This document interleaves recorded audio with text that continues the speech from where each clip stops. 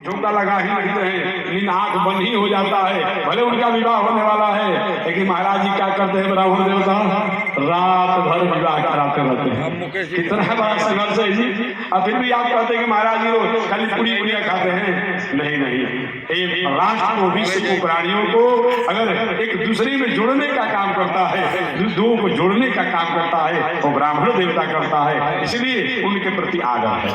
जरासंध ने कहा महाराज जी अगर मैं जीत गया तब तो आप लोग को पीढ़ी दर पीढ़ी की सारी व्यवस्था करूंगा, अगर कहीं मैं हार गया तो गर्दन उतार दूंगा, काट डालूंगा। ब्राह्मण का देखिए अब हम कैसे कह दें हम पूजा पाठ करने से आप जीत ही जाएंगे। तब जरासंध का तो दूसरा ऑफर दे रहा है, आपको पूजा तो ईमानदारी से करना होगा, दक्षिणा भी मैं दूंगा, अगर कहीं आप हमें जिता नहीं देंगे, हमें जिता नहीं देंगे, कृष्ण अगर कहीं मारा भी नहीं जा रहा है हमारे द्वारा, हमारे वीरों द्वारा, इतना तो काम कर दीजिए, आप लोग जब कर दीजिए कि कम से कम कृष्ण यहाँ से भाग जाए। अब भाग जाएगा तो हम ईश्वर विजय हो जाएंगे। ब्राह्मण कहा एक काम तो थोड़ा बड़ा समझ में आता है।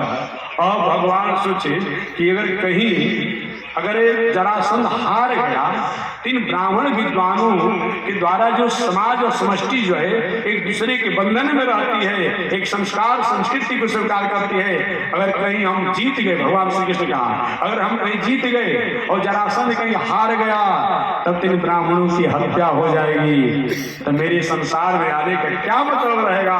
तो मैं धर्म विद्वान ब्राह्मण संत संस्कृति की रक्षा के लिए आया हूँ, तो सबसे अच्छा यही है कि हम ही हार जाएं और ब्राह्मणों की रक्षा हो जाए। इसीलिए भगवान श्री कृष्ण इन विद्वानों की रक्षा करने के लिए, इनकी हत्या और हिंसा को रोकने के लिए क्या किए कि भगवान स्वयं रणछोड़ राय बन गए। जब भागने की तैयारी में थे तो बलराम भैया ने कहा कृष्ण क्या सोच रहे हो, सोच क्या रहे हैं कि जरासंध को 17 बार हरा दिया है, 18वीं बार में चढ़ाई किया हुआ है, काल जौन भी आक्रमण कर दिया है, अब हम क्या करें।